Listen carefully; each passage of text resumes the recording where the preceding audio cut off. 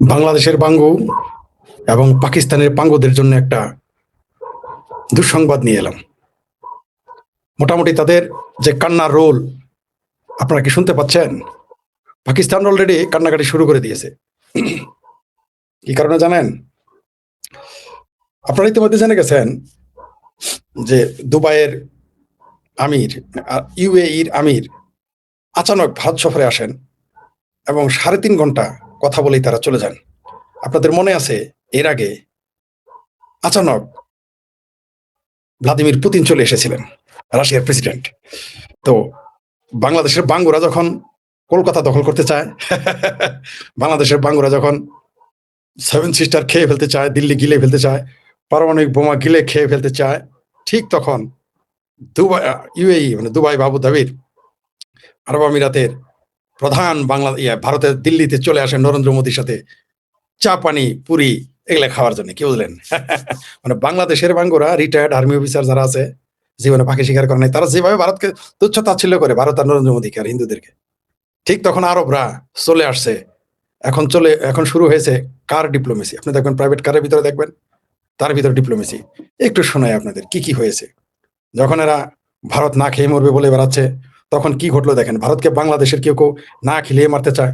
তাহলে শুনেন, আমি এখন আপনাদের যে পত্রিকাটা দেখাবো সেটা হচ্ছে অমর উজালা। ঠিক আছে, দেখতে পাচ্ছেন তো, অমর উজালা হিন্দি একটি দৈনিক, ভারতের বিখ্যাত দৈনিক।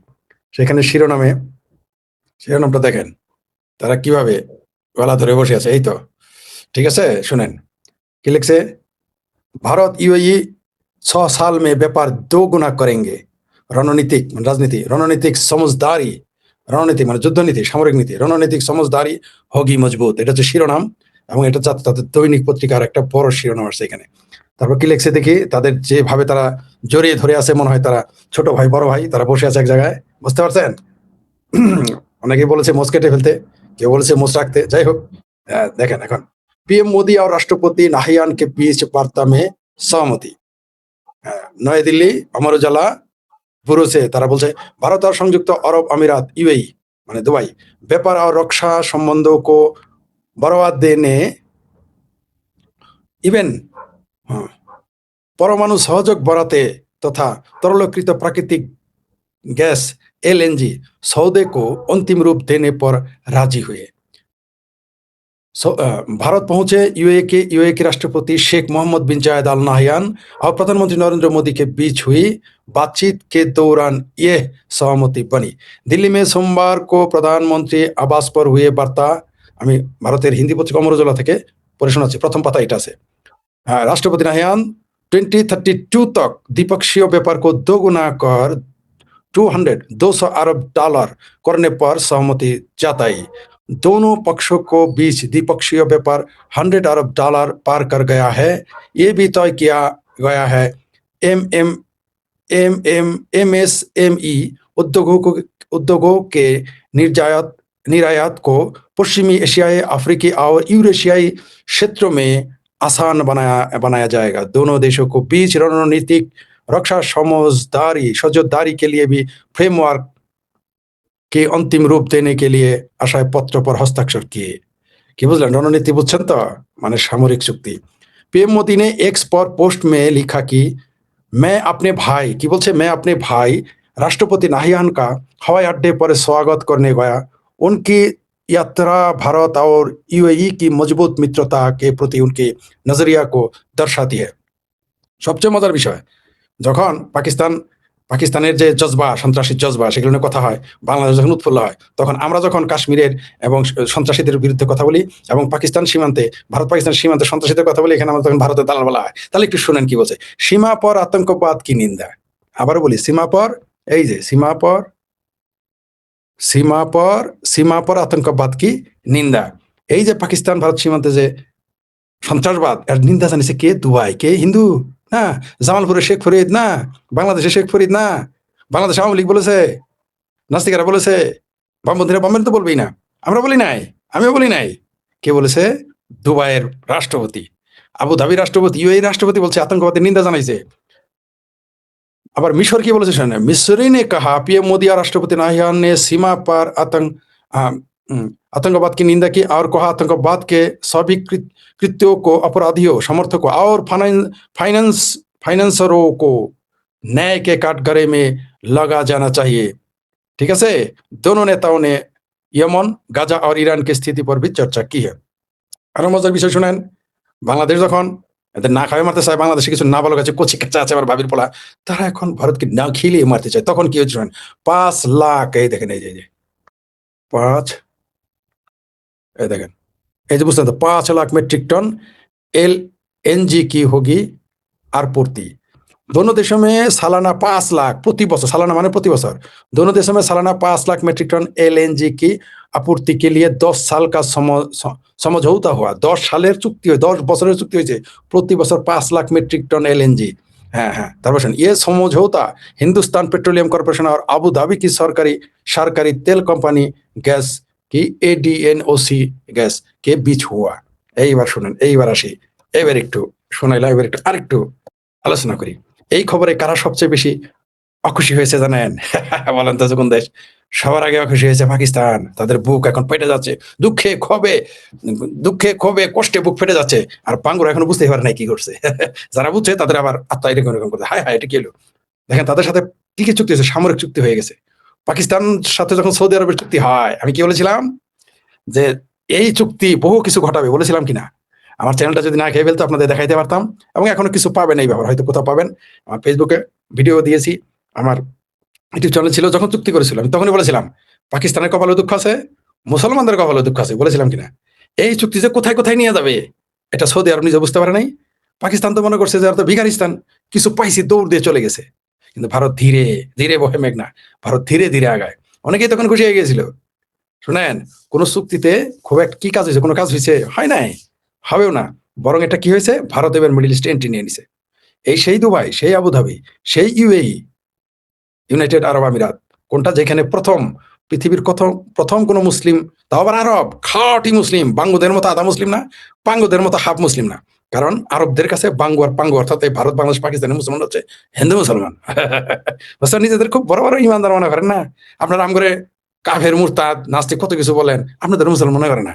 ওরা কি বলে জানেন? বাংলাদেশ, ভারত, পাকিস্তান মুসলমান আধা মুসলমান, বড় জোর বলে হিন্দু মুসলমান। মুসলমান হিন্দু না, হিন্দু মুসলমান, বুঝতে পারছেন? মানে হিন্দু মুসলমান। পাকিস্তানের যেমন বাঙালিদের মনে করতে তারা মুসলমান না, কালা, ছোট ছোট লোক, কম জাত, এগুলো অবশ্য পাকিস্তানের বাঙ্গুরা এখন এটা ভুলে গেছে, ভুলে যায় না, ভুলে থাকতে চায়। পাকিস্তান যদি এদের পশ্চাৎ দিয়ে যদি কিছু ঢুকাও দেয়, তারপরে পাকিস্তান খুব ভালো। আর ভারত যদি চাউল ডাউল নুন তেল খাওয়ায়, তারপরে ভারত খুব খারাপ, খুব খারাপ, খুব খারাপ। ঠিক আছে, যাই হোক, যেটা বলতেছিলাম, পাকিস্তান বুঝতেছে যে হাউ মেনি পেড়ি দেখেন হাউ মেনি রাইস হবে। তার সাথে সামরিক চুক্তি হয়েছে, প্রকাশ্য কিছু চুক্তি হয়েছে, গোপনের চুক্তি হয়েছে, তার বলবে না। দুবাইয়ের সাথে যে চুক্তিটা হয়েছে, সৌদি আরবের সাথে যখন পাকিস্তানের চুক্তি হয়, তখনই আমার ধারণা ছিল যে একটা কিছু ঘটবে। আমি ভেবেছিলাম তখনই যে হয় রাশিয়া ঢুকবে, না ভারত ঢুকবে, কারণ আমেরিকা তো আগেই ঢুকে আছে, হয় ভারত ঢুকবে না রাশিয়া। কিন্তু এত তাড়াতাড়ি ঘটবে তা জানি না। সরাসরি তাদের সাথে সামরিক চুক্তি হয়েছে, সাথে সাথে সেইখানে 35 লক্ষ, প্রায় 35 লক্ষ ভারতীয় কিন্তু এই দুবাইয়ে চাকরি করে। বুঝতে পারছেন? 35 লক্ষ। দুবাইয়ের জনগণ কতটুকু জানেন তো? তার মধ্যে শুধু 35 লক্ষ ভারতীয় লোক চাকরি বাকরি করে, এবং সেখানে প্রথম মন্দির স্থাপন করতে দেয় দুবাই সরকার নিজের জমিতে। তাদের নিজের জমি, সরকারি জমি তাদের দিয়ে দেয়, এবং সেখানে একটা বিশাল মন্দির স্থাপন হয়েছে, এবং সেখানে তারা সশরীরে উপস্থিত ছিলেন। আমরা তো মন্দিরে গেলে কাফের হয়ে যাই, পূজা দেখতে গেলে আমরা কাফের হয়ে যাই। দুবাই সরকার সেখানে নিজেরা জায়গা দিয়ে মন্দির বানাতে দিয়েছে, এবং সেই মন্দিরের উদ্বোধনকালে তারা সেখানে উপস্থিত ছিল। এই সেই দুবাই।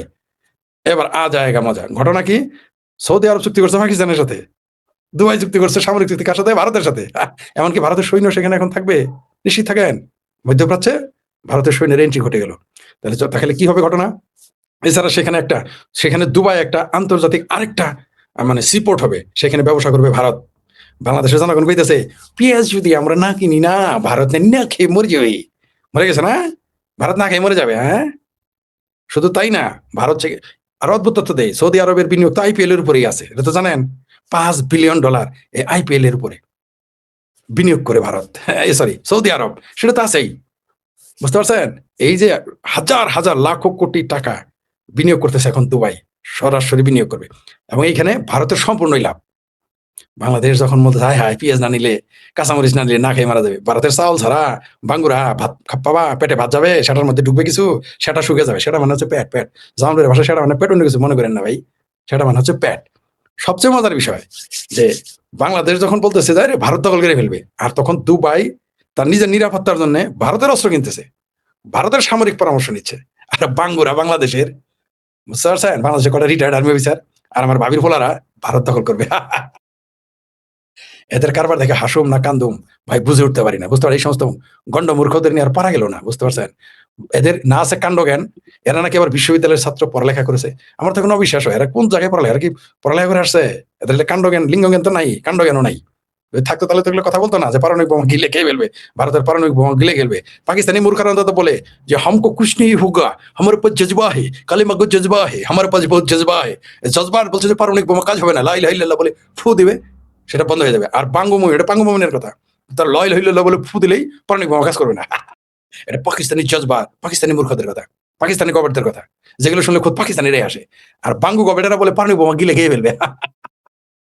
পাকিস্তানি মোল্লারা বলে, আর মোল্লারা এত বড় মূর্খ হয় মাদ্রাসায় পড়ে, আর বাংলাদেশে বিশ্ববিদ্যালয়ে পড়ে এটা মূর্খ হয় যে পাকিস্তানি পারমাণবিক বোমা, ভারতের পারমাণবিক বোমা গিলে খেয়ে ফেলবে। যাই গিলে খাবে না, দুবাই চলে গেছে, বুঝতে পারছো? শোনো না, এই হচ্ছে ভারত। ভারতকে নিয়ে যে কাবার, ভারতকে নিয়ে যে সুদূর করো, এখন বুঝতে পারছো তো ভারত কি? দুবাইয়ের কাছে বাংলাদেশ কি? এই মিসকিনের দেশে ছাড়া তার কোনো মর্যাদা নাই আছে? বাংলাদেশ, বাংলাদেশ সম্পর্কে কি মর্যাদা ভারত এই দুবাইয়ের কাছে? দুবাইয়ের কাছে তো বাংলাদেশের পাকিস্তানের মিসকিন, দুবাই তো পাকিস্তানের বিষয় বন্ধ করে দিতেছে এদের মিসকিনগিরি দেখে। আর সেই পাকিস্তানের আদর্শ, পাকিস্তানের আদর্শ বাংলাদেশের বাঙ্গদের, জামাতিদের, হেফাজতদের, আমার ভাবির পোলাদের, কাউয়া মুয়া শোয়া শোয়া হাবে হাদি ফাদি গাদিদের আদর্শ হলো পাকিস্তান।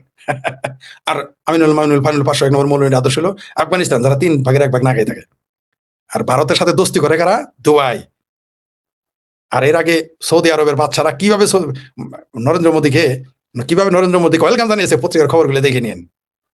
ট্রাম্প থেকে শুরু করে নরেন্দ্র ট্রাম্প থেকে শুরু করে সৌদি আরবের বাচ্চা কিভাবে তাদের ওয়েলকাম করছে, একটু খোঁজ নিয়েন। একটু চোখ কান খুলে একটু পত্রিকা, একটু গুগলে সার্চ করলে হবে, কষ্ট করে এই 1-2 মিনিট সার্চ করলে পেয়ে যাবেন, তসবির গুলো দেখতে পারবেন। পাকিস্তানের প্রধানমন্ত্রী ড্রাইভ করে নিয়ে যায় এই মিডল ইস্টে গিয়ে গোলামের মতো, আর নরেন্দ্র মোদী ড্রাইভ করে নিয়ে যায় জর্দানের বাচ্চা, তাদের পরিবার, রাজ পরিবার। পার্থক্য এখানেই, পাকিস্তান ভারত বাংলাদেশের পার্থক্য এখানেই। পার্থক্য এখানে, বাংলাদেশের আদম ব্যাপারী ইউনুস যদি বিদেশে যায়, ওইখানে তারা একটা সাফরাশি ওয়েলকাম জানায় না। আর নরেন্দ্র মোদীর জন্য উড়ে এসে পড়ে, চিন্তা করে দেখেন, সাডেন, মানে কোনো প্রকার প্রটোকল মানে নেই, সোজা দুবাই থেকে উড়ে নরেন্দ্র মোদীর সাথে সেটা চা খাবে, একটু চায় পেয়ে গে চায়ওয়ালার সাথে, বুঝতে পারছেন? আপনার তো চায়লা চালে, চায়লার সাথে চা পান করার জন্য দুবাইয়ের আমির চলে আসছে, রাষ্ট্রপতি চলে আসছে, এবং 3 প্রদেশের রাজ পরিবারের সদস্যরা চলে আসছে এই নরেন্দ্র মোদীর সাথে একটু পানিপুরি খাওয়া, গোল একটু গপ্প করার জন্য, একটু হিন্দি মুভি দেখার জন্য, বুঝতে পারছেন? এই হলো ভারত। ওই ভারতের সাথে সুদূর বুদূর, হ্যাঁ, ওই ভিখারিস্তান পাকিস্তানকে নিয়ে তোমাদের বুক এত চওড়া হয়ে যায়, হ্যাঁ, 72 ইঞ্চি হয়ে যায় বুক, তাই না? ভিখারিস্তান। তাহলে ভারতের লোকদের জন্য কি হইতে আছে? ভারতের লোকদের জন্য এই হচ্ছে ভারত। এটা সেই ভারত। এই ভারত একদিন বিশ্ব রাজনীতির খেলোয়াড় হিসেবে প্রতিষ্ঠিত হয়ে যাবে না, হয়ে গেছে অলরেডি। শেখ ফরিদের গুরুত্বপূর্ণ বিশ্লেষণ। এই মুহূর্তে সৌদি আরব এবং দুবাইয়ের যে বিরোধ চলতেছে, এই বিরোধ এই নরেন্দ্র মোদী যদি পারে মিটাবে, আর কেউ পারবে না, ট্রাম্প পারবে না। অন্য জায়গায় ট্রাম্প মিটাইতে পারে, কিন্তু দুবাই আর সৌদি আরবের যে বিরোধ, এটা নরেন্দ্র মোদী ছাড়া কেউ মিটাইতে পারবে না। যদি মিটে, সেটা একমাত্র বিকল্প নরেন্দ্র মোদী। নরেন্দ্র মোদী ভারতের ইতিহাস হতে যাচ্ছে। এই ভারতের রাজনীতিতে ইন্দিরা গান্ধীর পরে প্রধানমন্ত্রী হিসেবে সেই ইতিহাস হয়ে গেছে অলরেডি, আরো ইতিহাস হয়ে যাবে। বিশ্ব রাজনীতিতে, কূটনীতিতে তিনি ইতিহাস হয়ে যাবেন। আর তোমরা বাঙ্গুরা ডেইলি ভারত দিল্লি দখল করতে চায়, আর বাঙ্গুরাও তো প্রতি সেকেন্ড, মিনিটে মিনিটে দিল্লি, কলকাতা 7 সিস্টার খাইতে চাও। ভারত বিশ্বগুরু হবে কিনা জানি না, কিন্তু বিশ্ব রাজনীতিতে তার ভূমিকা অনস্বীকার্য। তাকে অ্যাভয়েড করে কেউ, মানে ওই বাঙ্গুরা যেমন ভাতে মরবে, অন্যরা ভাতে মরবে না, কিন্তু কূটনীতিতে ভারতকে গুরুত্ব দিতেই হবে। আরেকটা ভবিষ্যৎবাণী কয়েকদিন আগে আপনাদের করেছিলাম, আমেরিকা কিন্তু ভারতের সবচেয়ে বড় বন্ধু হয়ে যাবে কিছুদিনের মধ্যে। আরেকটা করেছিলাম, আওয়ামী লীগের সাথেও কিন্তু আমেরিকার খুব সুসম্পর্ক হয়ে যাবে। তখন আবার বললেন না, মার্কিন সাম্রাজ্যবাদের 5 তারিখে 5ই আগস্টে ঘটিয়েছিল। আর আগেই তো বলেছি যে কোনো একদিন বলবেন আপনারা, যারা যে জুলাই সন্ত্রাসী আছে, তারা বলবে যে 5ই আগস্ট ঘটিয়েছিল ভারত, এটা যেন বলেন। এটা আবার মনে করিয়ে দিলাম আর কি। আরেকটা কথা বলি, ওই যে ইন্ডেমনিটি দিয়েছেন না, জুলাই সন্ত্রাসীদের বিরুদ্ধে মামলা করা যাবে না, দয়া করে জুলাই সন্ত্রাসীদের একটা তালিকা করেন। আপনাদের নাকি জুলাই যোদ্ধা, জুলাই যোদ্ধা, যারা এই জুলাইয়ের সন্ত্রাসীদের, জুলাইয়ের আন্দোলনকারীদের যোদ্ধা বলে, তারা আসলে মুক্তিযুদ্ধের বিরোধিতাকারী। কোনো সন্দেহ নেই। কার সাথে কি তুলনা, কোথায় হলো রাজরানী, আর কোথায় হলো চিত্ত মারানি, না? কার সাথে কি তুলনা করেন আপনারা? কোনো সন্দেহ নাই, যারা জুলাই যোদ্ধা বলে তারা অবশ্যই মুক্তিযুদ্ধের অবমাননা করে, মুক্তিযুদ্ধে তারা ট্রাস্ট করে না। অন্যের নাম ছিল না বিকল্প দেওয়ার? আপনি আন্দোলনকারী দিতেন, মুরত থাকলে বিপ্লবী বলতেন, মুক্তিযুদ্ধের সাথে তুলনা করেন? কার সাথে মুক্তিযুদ্ধ করছে? 36 দিনে মুক্তিযুদ্ধ, না? তো এই জুলাই সন্ত্রাসীদের একটা তালিকা আপনারা দেন, আপনারা তালিকা করেন কারা কারা কাদের বিরুদ্ধে আমরা মামলা করতে পারি, একটু তালিকা দেন, আমাদের জন্য একটু সুবিধা হয়, যাতে পাবলিক পেটে ফারাতে গুয়ারি করতে পারে। শিরোনামটা কি দিয়েছি, যে দুবাইয়ের সাথে ভারতের দোস্তি, পাকিস্তানি পাঙ্গু আর বাংলাদেশের বাঙ্গুদের কান্না। আরো কাঁদবা, আরো কাঁদতে হবে। ভারতের ভাত ছাড়া পেটে কিছু ঢুকে না, আর ভারতের বিরোধিতা করো, ভারতের গুরুত্ব, কারণ যে যেমন সে তার গুরুত্ব বুঝে। ওই যে আমাদের আঞ্চলিকতা বলে না, যে মানি লোকের পরিস্থিতি বুঝবে। সাতগার যে মাতবর, সে না রেখে সাতগার মাতবরের মর্যাদা এবং ইজ্জত বুঝবে। ওই কামলা বুঝবে, ওই দিন মজুরা কামলা, মাস আমাদের এলাকায় বছরে যেখান থেকে বছুরা কামলায় বছুরা কামলা বুঝবে সাতগার মাথা ভরে কি মূল্য, ওটা বুঝে আরেক মন্ডলে। তো ভারতের মর্যাদা বুঝে দুবাই, ভারতের মর্যাদা বুঝে সৌদি আরব, ভারতের মর্যাদা বুঝে আমেরিকা, ভারতের মর্যাদা বুঝে রাশিয়া, ভারতের মর্যাদা বুঝে ব্রিটেন। তার জন্য তারা দেখেন ভারতের মধ্যে দৌড়ায় আসে। একটু এটাই 1 বছরের হিসাব না, গত 3 মাসের হিসাব দেখেন কারা কারা ভারতে আসছে, নরেন্দ্র মোদী কারা, আরো উন্নতির কথা বাদে দিলাম। তো পাঙ্গু আর পাঙ্গুরা কাঁদতে থাকো, ভারতের এন্ট্রি মিডল ইস্টে, আরব রাষ্ট্রে, আরব খাঁটি মুসলমানদের জমিন। এখন বলবো কি, ওটা ইসলাম না, ওই আরবের ইসলাম না, সৌদি আরবের ইসলাম না, তোর মায়ের ভাতারের ইসলাম, ওই পাঙ্গুদের মায়ের ভাতার আর পাঙ্গুদের মায়ের ভাতারের ইসলাম, তাই না? একটু দেখি 2-1টা কমেন্ট নেই। হ্যাঁ, আপনি নিয়মিত ভিডিও দিবেন। জি, কি দাসাভারা নাকি, আমরা ইংরেজি বোঝা যাচ্ছে না। জি, ধন্যবাদ। ফয়সাল, জয় বাংলা। জি, দেখি লাল সালাম কমরেড, জি, লাল সালাম নীল সালাম সব রায়ান। কিসের, কিসের, হেনা বোট, ও ধন্যবাদ। মনে করে দাদা, হেনা ফেনা, ওই বাপ্পারাজার হেনা বোটে কেউ যায় না, হেনা বোট এগুলো সমস্ত, এগুলো টাইম নেই, এগুলো বোটের কোনো দাম আছে নাকি? জয় বাংলা, জয় বঙ্গবন্ধু। জি, নো বোট নো, হ্যাঁ। স্যার আপনার সাথে কন্ট্যাক্ট করব কিভাবে? আমার এই ইয়েতে, এখানে দেখবেন আমার ভিডিওতে আমার হোয়াটসঅ্যাপ নাম্বার আছে। জি, ওইখানে দিয়ে দিব, না থাকলে দিয়ে দিব, বা কমেন্টস বক্সে আমার হোয়াটসঅ্যাপ নাম্বার দিয়ে দেবো, এখানে যোগাযোগ করবেন। জি, সবসময় ভারত বিরোধী বক্তব্য খালি আবার অপেক্ষায় থেকে খাইতে হবে। হ্যাঁ হ্যাঁ হ্যাঁ, ঠিকই, ভারত বিরোধী বক্তব্য আর বিশাল খাবার চাই, ঠিক। আপনি আমাদের ভিডিও দিবেন, জি দিব। রাইট, তোমাদের বাঙ্গুদের কান্না দেখলে মনটা পড়ে। জি জি জি, বাঙ্গুরা এখন বুঝে নাই, কয়েকদিন পরে কানবে, বাঙ্গুরা কান্নাকাটি শুরু করে দিছে। আর বাঙ্গু যারা একটু বুঝে, জামাতিরা কান্নাকাটি শুরু, হায় হায়, এটা কি এলো, দুবাই হাতছাড়া হয়ে গেল, হায় হায় হায়। আমার জন্য জেনে রাখা, যে এরপরে এই করবো, আমার লাইভ আছে তো, সেজন্য শর্ট অলঙ্কার শান্তির প্রতীক বিষয়ে কি, অলঙ্কার শান্তির প্রতীক, আচ্ছা এটা নিয়ে পড়লো, পুরো মিডল ইস্ট ভারতের, হ্যাঁ পুরো মিডল ইস্ট ভারত সম্পর্ক যায়। সালাম সালাম, হাজার হাজার ধন্যবাদ, ধন্যবাদ আপনাকেও। আমি দেখছি নরেন্দ্র মোদীকে অভ্যর্থনা দেওয়া, হ্যাঁ দেয়, হ্যাঁ সেও তাকে কাগজ জামান বসে যে পাগলা, হ্যাঁ ঠিকই বলছেন। হুম হুম হুম হুম। এই আরেক রাজাকার লম্বা লম্বা কথা কইছে। ভাই আপনার অল্প আছে, জি এরপর আলোচনা লম্বা করবো, জি লম্বা করবো, আপনি নিয়মিত ভিডিও দিব, আলোচনা দেওয়ার জন্য। আচ্ছা, এরপরে দীর্ঘ করবো, 20 মিনিটের মিনিমাম করবো। আমরা আর মামুরা নির্বাচন, এটা হলো আমি আর তুমি নির্বাচন, এটা জামাতি হেফাজতি রাজা। হ্যাঁ, দেখাবো আমার শেখ হাসিনা বক্তব্য দিয়ে, দেখা এরপরে তার লাইভ আছে। আচ্ছা ঠিক আছে, ধন্যবাদ সকলকে। আমি এখন প্রবাস দর্পণে লাইভে যাবো। জি।